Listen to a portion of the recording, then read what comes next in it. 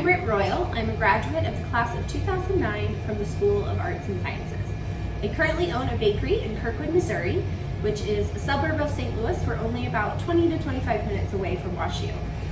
We are a dedicated gluten-free facility, one of very few in St. Louis, and we are very pleased to be celebrating our first year anniversary this week when it's being filmed. We are going to make some meringues today. They are a very easy to make, naturally gluten-free, naturally dairy-free, easy to accommodate other allergens. You can customize them in all sorts of ways. So we'll give you the base recipe, show you the techniques, and then you can perfect it from there. So here's the meringues that have already been made. These have been scooped with a spoon. These have been piped with a gallon bag. These have been piped with a traditional piping bag and piping tip. And then these have some add-ins. These have some chopped nuts, and these have some chopped chocolate chips. So, in order to get ready, you always want to make sure that you have your ingredients ready. In this case, you're going to need 3 eggs, 3/4 teaspoon vanilla, 1/4 teaspoon cream of tartar, or 1/4 teaspoon of lemon juice, and 1/8 teaspoon of salt. Very basic. If you're choosing to make these egg-free, we will have included a recipe for something called aquafaba, which is an excellent egg substitute, and you can make the meringues with those. We are also going to need 3/4 cups of plain granulated white sugar. So today I will be using a stand mixer because that's what I use at the bakery. However, you can use a hand mixer as well. It's the exact same thing. You look for the same stages, the same things that are signifying that you're ready to go on to the next step. So whenever you are dealing with egg whites and you want to whip them up, you want to make sure that there is no fat. So just be sure that you have cleaned your bowl and whatever beater you are using. In this case, I am using a whisk attachment for my stand mixer, and I have cleaned them very thoroughly. And just as long as there's no grease on it, you should be good to go. If you're extra nervous, you can just cut a lemon in half and wipe the lemon all over the surfaces that would be touching the interior of the bowl, and then wipe it off with a clean paper towel, and you should be good to go. So, I already have some egg whites here. However, I'm going to show you a few tricks as to how you can separate some eggs. So again, just make sure that your hands are clean and not greasy, because that will be a problem. And then have your 3 eggs ready to go, and then have 2 bowls, one for the egg yolk and one for the egg white. Instead of cracking on the side of the bowl, which a lot of people tend to do because it's a hard surface that's easily accessible, find a flat surface. It'll be less likely to put an eggshell into the egg white or into the egg yolk, and you don't want it in either one. So you'll just gently crack on a flat surface and use your hands to separate it, and you'll kind of cup that egg yolk into 1/2. And then very gently, you're going to spill that egg yolk into the other half. And did you see how that other part of the egg yolk dropped out there? Any remaining egg yolk, it's okay. I said egg yolk, I meant egg white. But any remaining egg white that is around your egg yolk can just go into the bowl, because you would rather lose a little bit of egg white than have your fatty egg yolk contaminate your egg whites. So we'll just do that again. If you're very nervous about it, do it into a separate bowl, which we can do right now, so I can show you. I'll just grab one from right here. So that way, if you crack your egg and it does get egg yolk into it, you won't lose all of the other egg whites that you have already separated. So we will pull that apart, cup it into the 1/2, and then pop it onto the other side. Let all that egg white drip in there, and then that egg yolk goes into its separate bowl. And then we know that this is nice and clean, so it can join the other one. And then we'll do our last one.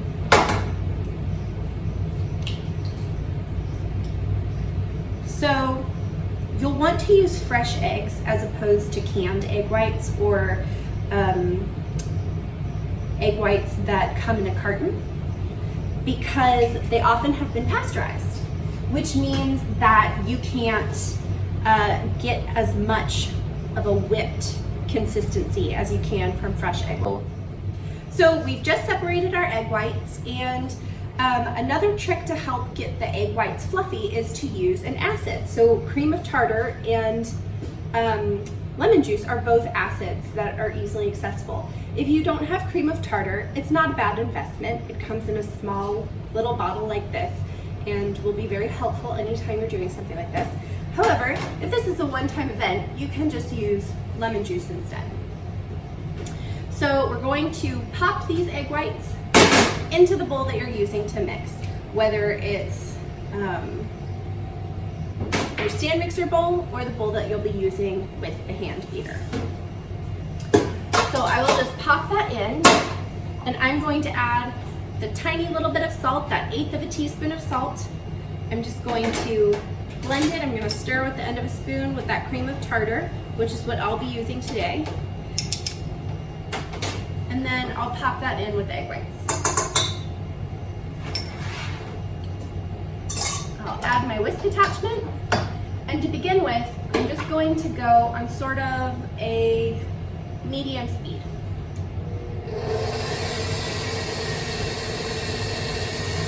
Now you're going to watch for the egg whites to get fluffy. Or foamy is probably a better term, until they get foamy. So when you start out, it's just the consistency of egg whites. Once they become foamy, you know that they've become aerated a little bit. You've added air into the egg whites, and the process of whipping them up is beginning. Having that salt and that acid in there helps build those connections between the proteins, which allows them to capture that air. So for just a moment, I'm going to turn the mixer up. It's going to get a little loud, and then I'll show you the stage when it becomes important to add the next ingredient.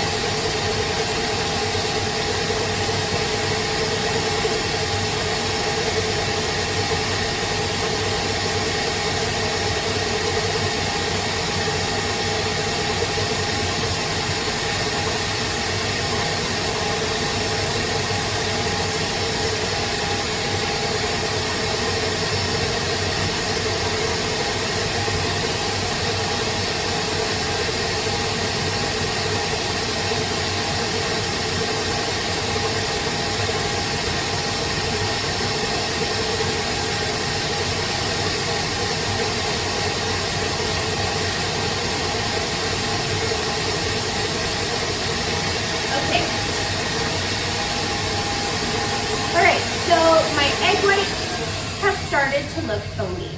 I'll show you. So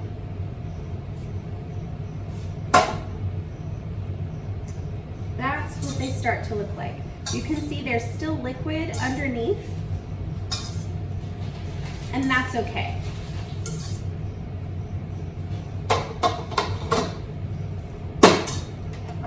Now that it's started to aerate, you can start to slowly add in the sugar. You don't want to add the sugar all at one time, because that big lump of sugar will kind of congeal, and it will be difficult to whip all the air into it and for it to become a consistent mixture. Instead, you want to kind of stream it in little bursts. So I'm going to turn the mixer up on high again, and well, I'm going to turn the mixer to medium while I stream it in, and then I will turn it up to high and let it whip. Here's my sugar.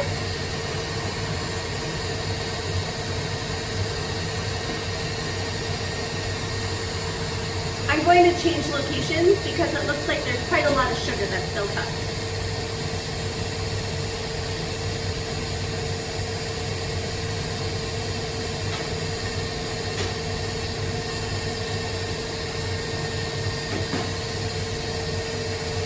And now that it's kind of mixed to a consistent combination across the entire bowl, I'm going to turn this heat back up. And you can do the exact same thing with a hand mixer.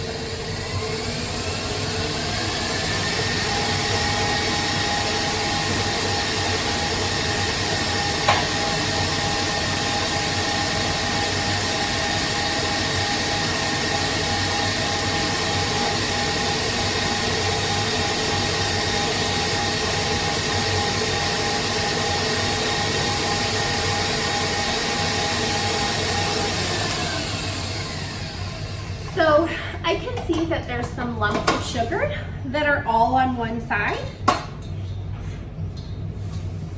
All that sugar is right there. So I'm just going to use my whisk to scrape it down. That's more likely to happen if you're using a stand mixer than it is if you are using a hand mixer. A hand mixer, you'll have control, and when you see those lumps, you'll be able to direct the beaters directly at that spot, and so that should dissolve fairly quickly. With a stand mixer, since it's consistent motion, if it's not hitting it, it's not going to start to hit it. So just take it down, use that whisk to kind of create something consistent, and then just start it right back up.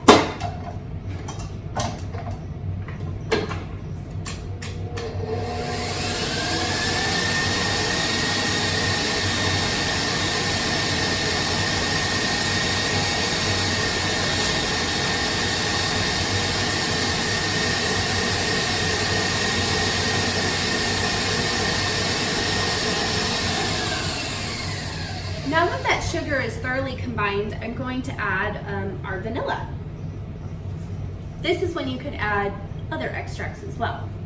Peppermint, almond, really anything that you can imagine that comes as an extract. Lemon, coconut.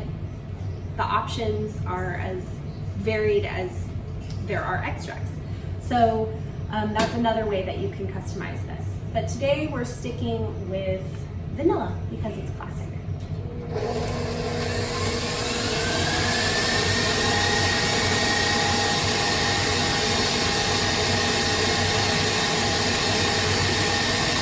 Now you just let it go until it's fluffy.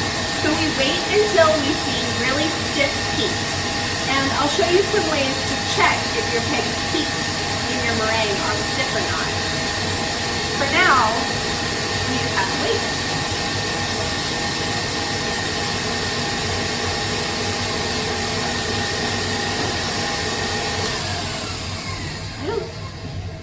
Do you think they can even hear me over the mixer?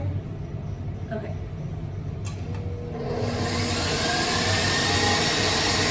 So while the mixer is going, I will show you how we can do the different portionings of the meringue. You can use an old-fashioned 2-set spoon, scoop one up, top it off,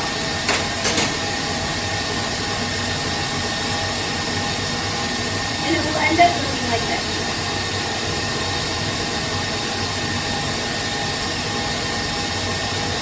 You can always use a handy-dandy gallon bag that you might have at home, or a piece of parchment paper rolled into a cone. You can cut off the edge just so that's the circle, or you can cut at an angle so that it has some structure to it.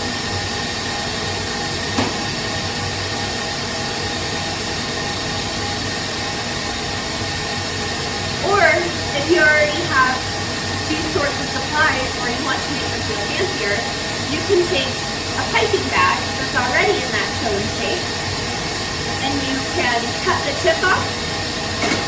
Either use it as a plain piping tip, or if you have a fancy piping tip, you can insert that and it'll give it a really fancy shape. When you're doing piping tips, you need to make sure that the edge of the bag comes all the way down past the tip. Otherwise, that fancy design will get cut off and it will be really blunt and unappealing.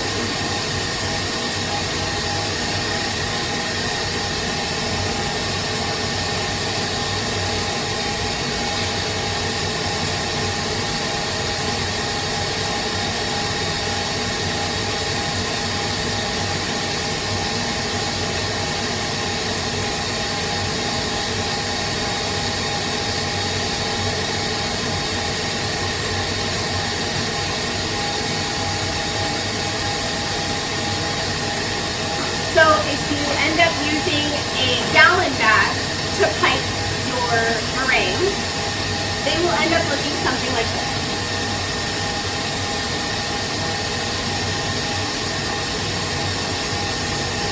This also used a piping bag that had an angled tip, and that's where we get that kind of square feature from.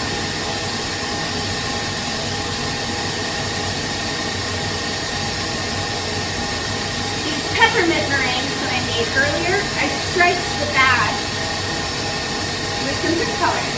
Obviously, I went with red because it was peppermint, but you could do any color, whatever fits your holiday themed table, or you can make these for a birthday party. So now I'll show you how to stripe a piping bag, which would work with a gallon bag as well if that's what you have.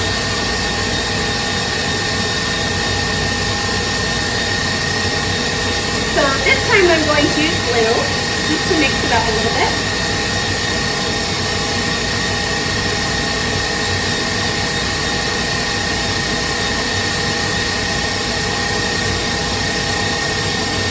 And I'm going to grab a toothpick.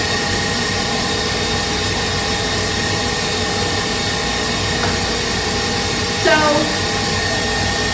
I'll fold the piping bag back, and I'll sort of use my hand as a cup to hold it from going down, so it won't go down any further.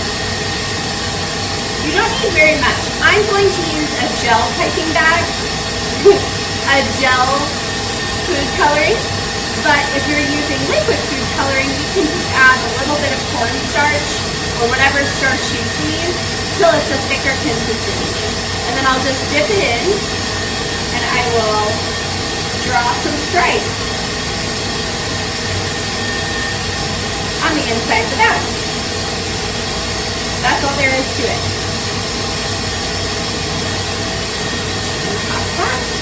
And then, so they don't touch each other, I'm going to take a measuring cup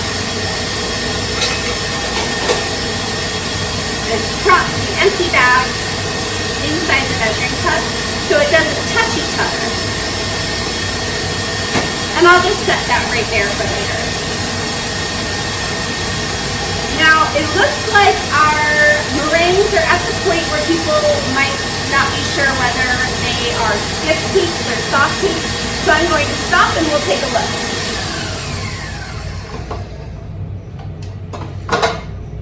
So right now you can see we have some nice shiny white egg whites with the sugar in them, and they're definitely getting there. This is a very soft peak though. When you pull it up, those loops fold over, and you can see that even though it's staying right exactly where I put it, they fell over, so I wouldn't be able to do a stiff design. And that will also affect the interior consistency of your meringue. So you want to keep going. You want those peaks to be very stiff in this case, and that is still pretty floppy. Pop right back on and continue to let it go. In the meantime, I'm going to go grab some nuts to chop up so we can fold some in.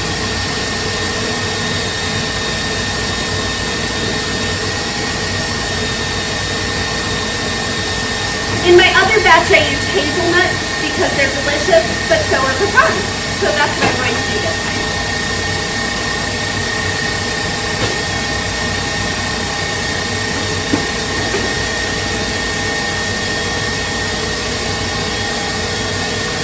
Now, these pecans have been toasted in advance, and I highly recommend that any nut that you use as an add-in for meringue, you toast them first.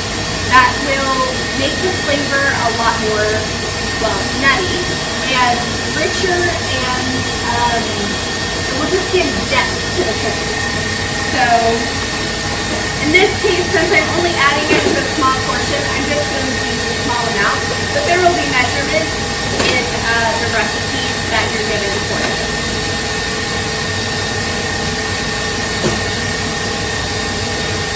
I'm just just going to roughly chop these.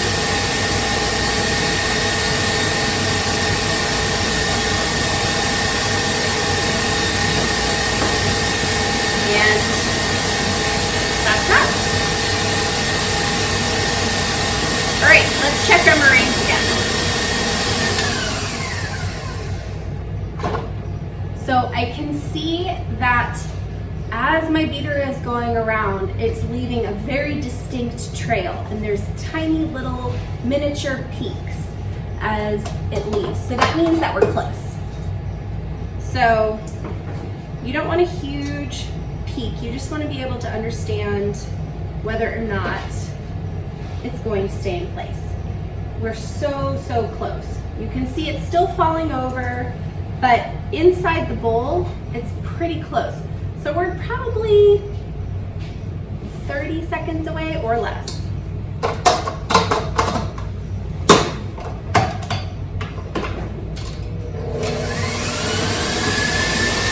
At this point in time, you want to keep a close eye on it.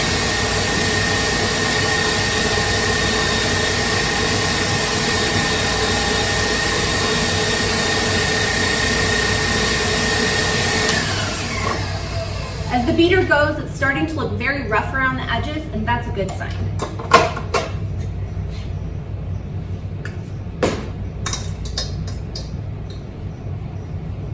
Those are some nice stiff peaks. So as you can see, we have tiny little peaks that stayed from all over the place.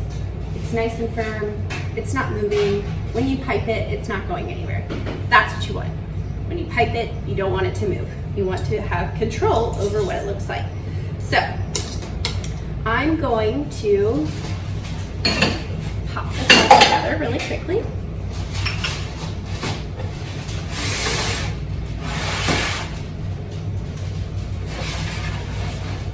And then we will start putting them onto sheet trays. I have giant sheet trays here at the bakery, so you might need more than one, but I should probably be fine with just one sheet tray. All right. So, this is the most basic, the most easy, but just as delicious as anything else. So, just take one spoon, use another spoon to pop it off. Ding, you have a meringue. It'll be just as delicious as the most beautifully piped meringue you've ever seen.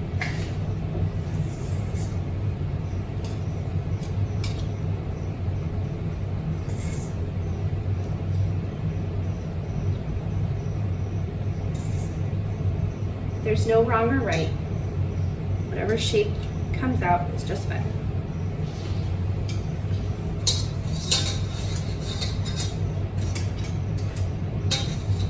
Put those to the side, because now I'll try some other techniques.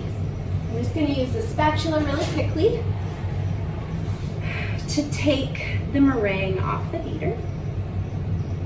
I like to push my spatula on the inside and kind of push it down, so then I can scrape it from there.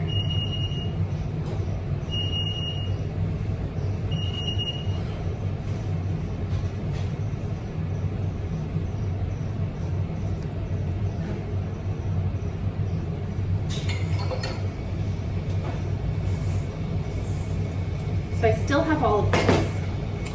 Next, I'm going to use our gallon bag. So you'll open the gallon bag or quart-size bag or whatever it is that you have. And this is the corner that I cut right here where my finger is. And I'm going to kind of hold on to the bag with my hand. And I'm going to pull it down so that I have, where my hand is where the meringue will go. So now I'm going to use my other hand to form a little cuff around the hand that's inside the bag. And I'm going to take it out, and now that hollow spot is where the meringue is going. You can use a spoon, a spatula, whatever you need. I'm just going to pop some in, and then I'll fold that cuff up that I just had, and I'll squish it towards the end that has the hole. Now, in order to have more control, you want to twist the bag where the meringue kind of ends, so that way there's some pressure built up. And then you can just squeeze. So hopefully you can see this well. And we'll just squeeze until it forms a shape, and I'll pop it up. And that's kind of silly looking, so I'm going to try to make it less tall on the next one.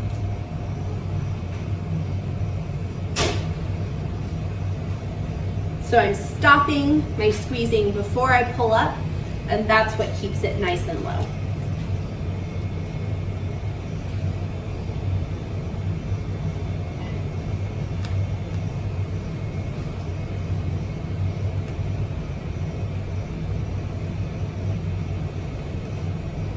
Meringues can be pretty close together because unlike other cookies, they don't really spread.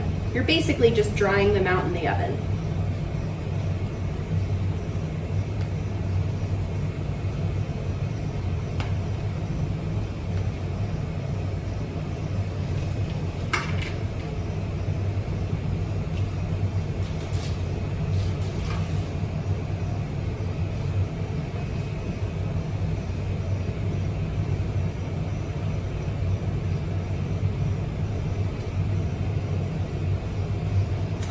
And now for our piping bag that has blue painted on the inside. This will give us the striped effect that we have over here with these meringues.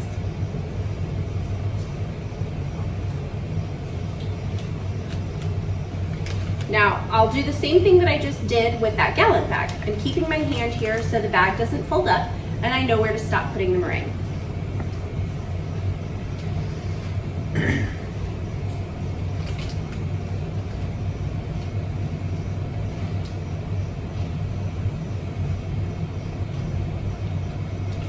And then keeping my hand there, I'll fold it up. If it was messier than what I just did, you can use anything flat. A credit card, I happen to have a bench scraper, a book that's thin, a notebook, and you can just pop it down. Now, at first, blue probably won't come out, and that's okay. You can have some pretty white ones to accompany it.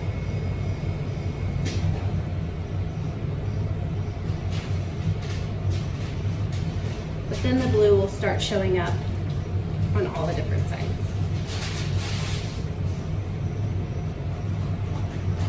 And once again, now I'm not squeezing, I'm just pulling up. So I'm squeezing right now, I've stopped squeezing, now I lift.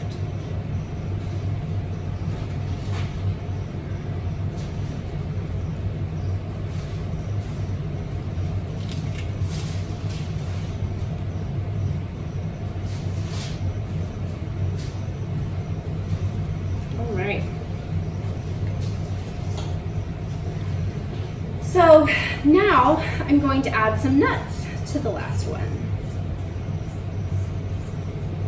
You can also make these chocolate by adding cocoa powder, and you'll add the cocoa powder into the sugar. So if you were to add cocoa powder in this, it's 3 tablespoons of cocoa powder, and you would stir it in with the white granulated sugar before you put it in, and that's how you get chocolate meringues.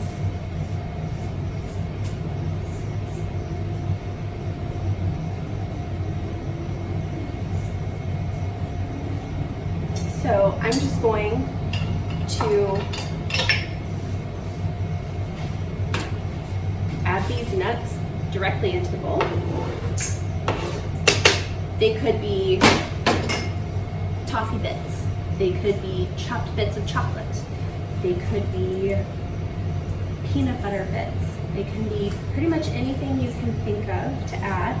And I'm just going to stir like this, folding, so that way we're not squishing all the air out of those egg whites that we just did.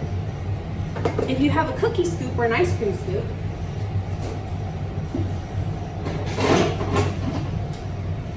you can also use a cookie scoop or an ice cream scoop as a portioner. So just pop that right out. and it'll give you a little more of a dome effect.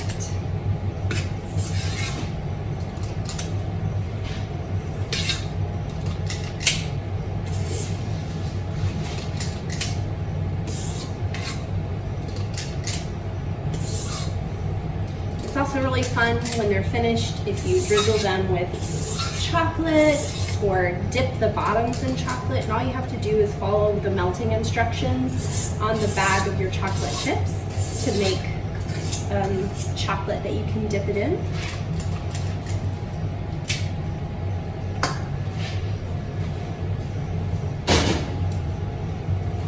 And there you have it. So when meringues are finished, they should be firm to the touch when they're coming out of the oven and easy to peel off. This is parchment paper, and I highly recommend investing in a roll of parchment paper for this project. It'll just make it a lot easier. Also, try it in your other cooking. You won't be sad that you did it. So here are the ones that I already cooked earlier, and we know they're done because I can tap them and they're not mushy. And then also I can easily peel them off. They're not sticking, they're not still moist on the inside. So because of that, I know that they're ready, and they are lovely and airy on the inside. Just a little bit of chew. You can see that there's that nice fluffy interior, and they just sort of melt into your mouth. So they're delicious. And if you're serving people for the holidays that have a lot of dietary intolerances, this is an excellent choice because you have a cookie that's naturally gluten-free, naturally dairy-free. It can be egg-free, it can be nut-free. So, and it can be accommodating to all sorts of different holidays. You can do different colors. You can actually put sprinkles on top, which we'll do right now. So the ones that we did with the spoon, I'm gonna add some sprinkles to it.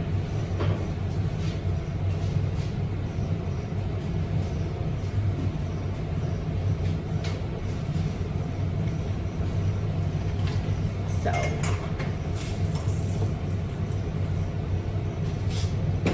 these are just some festive Christmas sprinkles. But obviously they can be sprinkles for birthdays, for Hanukkah. And they stick and they're fun. You can also leave a trail of sprinkles and pipe directly onto the sprinkles, and then they stick to the bottom. That's kind of fun too, if you're going to have a big bowl of them. So that's it. That's all there is to it. A pretty straightforward recipe. It's basically whipping egg whites with sugar and then making them whatever style works for you. Thanks so much for joining me today. I hope you have a great holiday. Bye.